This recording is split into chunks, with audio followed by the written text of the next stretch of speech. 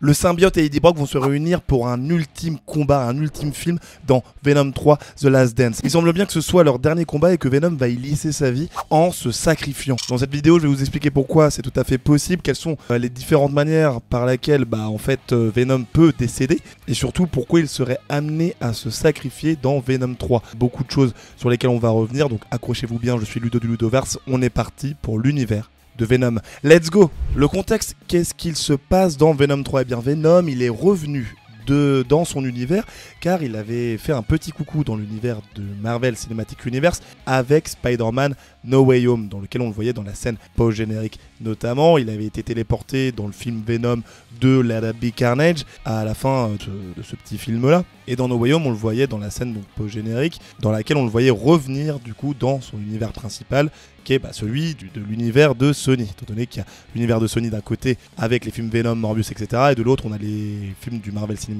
Universe avec les Avengers, Spider-Man et j'en passe. Et dans le film Venom The Last Dance, il va être poursuivi, notre bon Venom, par 2-3 entités. On va dire d'un côté on aura les forces armées, les soldats, dirigés par Chiwetel Ejiofor, que vous devez connaître pour son rôle de Baron Mordo dans les films Doctor Strange. Et également ils seront poursuivis par le détective Mulligan, je pense, qui va réussir à s'échapper et enfermer dans le film en tant que symbiote normalement, étant donné qu'il a reçu le symbiote. Et de l'autre côté, transition toute faite, il y a aussi les symbiotes qui viennent de l'espace, qui atterrissent tout droit sur Terre. Pourquoi ?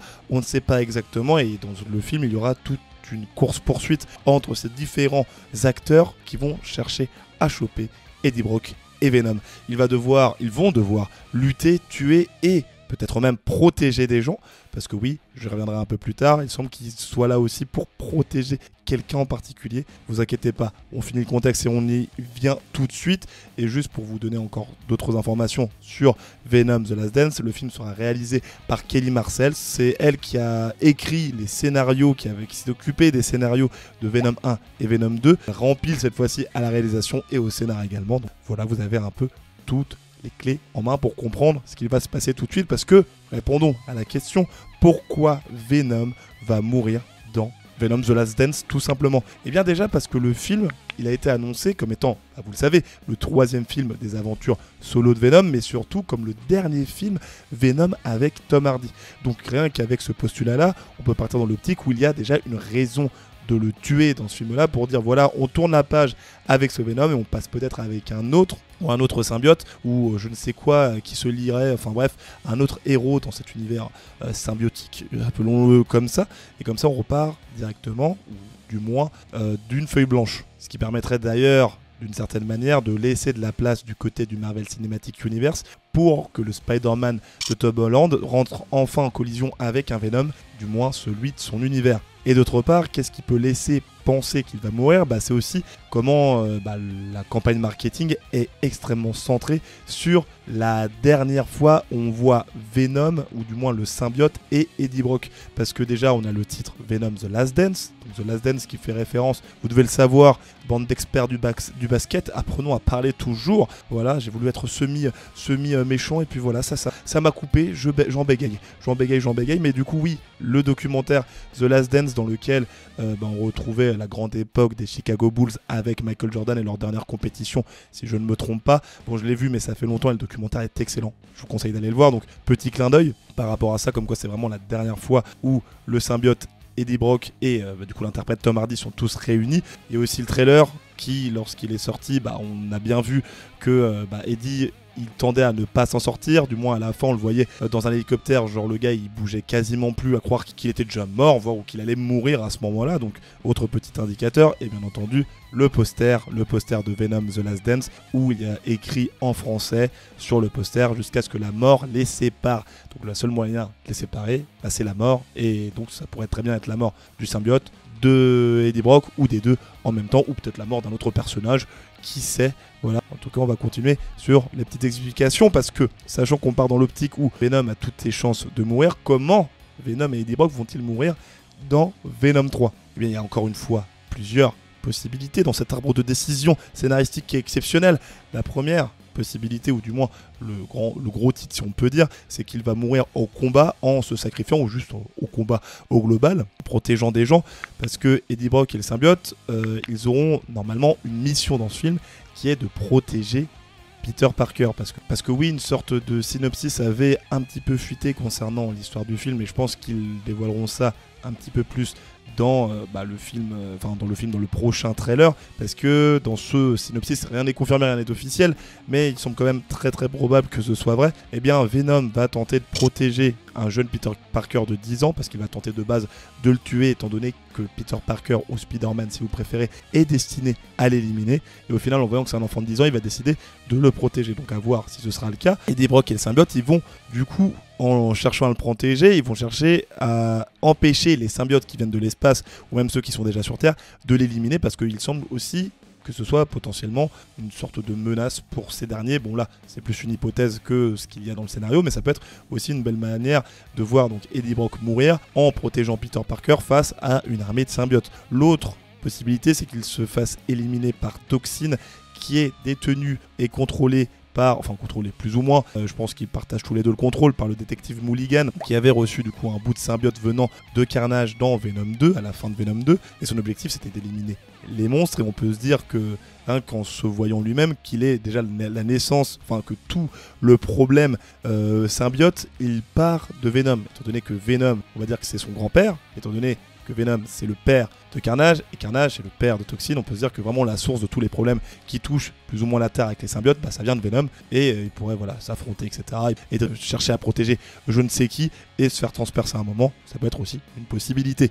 Ou tout simplement que le symbiote, donc qui fait partie de Venom, il face à toute cette armée, il se détache d'Eddie et décide de, contrôler toute cette armée de symbiotes, ou chercher à se faire péter. Bref, il y a plein de possibilités, genre il va la retenir, et c'est comme ça qu'on perdrait un des deux du moins, et qu'on dirait adieu à Venom. Donc voilà pour le côté un peu combat et sacrifice. L'autre probabilité, ce qui est un peu probable, ce qui est peu probable d'ailleurs, je dis très probable mais pas du tout, c'est que Venom, ou du moins Eddie Brock, meurt de maladie. Pourquoi ? Parce que dans les comics, c'est bien déjà, Eddie Brock, il développe un cancer suite au lien qu'il a avec Venom, et lorsque, de base, le symbiote laissait entendre, bon là je vous parle d'une histoire qui est un peu floue dans ma tête vu que je ne l'ai pas lu, mais j'ai regardé un petit peu par-ci par-là, mais en gros vous me corrigerez, et ceux qui ont lu ces comics-là, que le symbiote il a laissé entendre auprès d'Eddie Brock que sans lui il allait mourir d'un cancer qu'il avait, sauf que de base il n'avait pas du tout de cancer, en laissant cette idée se développer dans sa tête, il a vraiment développé, son corps a vraiment développé les symptômes, il a vraiment chopé le cancer. Il n'est pas mort dans les comics, mais il était vraiment au bout du rouleau, si on peut dire. Ça pourrait être une petite manière de se dire, c'est comme ça qu'on se débarrasse d'Eddie Brock. Ça fera un petit clin d'œil avec les comics, même si ce serait totalement tiré par les cheveux, mais pourquoi pas, on ne met pas non plus cette option. Après, ce qui est le plus probable, bien sûr, c'est que tout simplement Venom et Eddie Brock ne meurent pas. Parce que oui, il y a plusieurs raisons à cela. La première, c'est que on peut se dire qu'effectivement, c'est le dernier film de Venom avec Eddie Brock en tant que personnage principal, mais ce Venom-là pourrait très bien faire des apparitions au sein du Sony Spider-Man Universe, donc dans les autres films et autres projets qui sont censés arriver. J'espère qu'ils n'arriveront pas vu la qualité de ces films-là. Mais bref, par exemple, imaginons dans un Morbius 2, un Madame Web 2, ou que sais-je, ou même dans Kraven le Chasseur qui va sortir juste après normalement Venom 3, et il ferait des apparitions un peu par-ci par-là, comme Iron Man, le Robert Downey Jr., l'Iron Man de Robert Downey Jr., mettons la phrase dans le bon sens, qui faisait des petits caméos par-ci par-là après la fin de ses aventures solo avec Iron Man 3, et donc ça pourrait être le même rôle pour Venom qui apparaîtrait par-ci par-là, ou même qui aurait des interactions avec le Spider-Man Tom Holland, pourquoi pas en se déplaçant d'univers en univers, peu importe, même si ça semble très peu probable, mais voilà, on reste quand même dans ce genre d'idée de petits caméos par-ci par-là. Après, Venom pourra aussi ne pas du tout mourir, parce que le symbiote peut juste quitter la Terre en rejoignant les autres symbiotes qui étaient descendus sur cette dernière, en menaçant de détruire toute la planète, et le seul moyen pour les empêcher de faire ça, c'est que le symbiote les rejoigne et quitte la planète, et puis etc. Après, les scénaristes trouveront bien, ou même les gars qui font des hypothèses trouveront bien une raison à cela, mais ça peut être aussi un moyen de dire fin de Venom, parce que l'hôte et le symbiote ne sont plus du tout liés, et comme ça on passe à quelqu'un d'autre. voilà, autre possibilité. Et puis comme je le disais, cette transition permettra de laisser la place au Spider-Man noir et au Venom du Marvel Cinematic Universe pour éviter d'en avoir plusieurs, ce qui aurait tendance à perdre l'auditoire et les spectateurs. Donc comme ça, il ferait une bonne cassure et on serait vraiment en mode c'est bon, c'est au tour du MCU d'avoir son propre Venom et notamment potentiellement de l'introduire dans Avengers Secret Wars. Yes, on va y arriver et suivre un peu l'histoire des comics encore une fois. Et puis bien sûr, la dernière chose qui laisse penser que Venom ne va pas mourir, ou du moins qu'il y aura toujours un Venom quelque part, c'est tout simplement parce que c'est une machine à billets. Quand on voit les chiffres des deux premiers Venom, le premier je crois qu'il avait rapporté 800 millions quand il était donc 800 millions de dollars au box-office mondial lorsqu'il est sorti au cinéma en 2018, et le 2 il avait rapporté je crois 500 millions de dollars alors qu'on était dans une période post-pandémie, je vous refais pas l'histoire, donc on peut se douter que même le Venom 3 il va faire de gros chiffres, parce que les gens sont quand même derrière ce personnage qui est extrêmement apprécié. Ça m'étonnerait que Sony s'assoie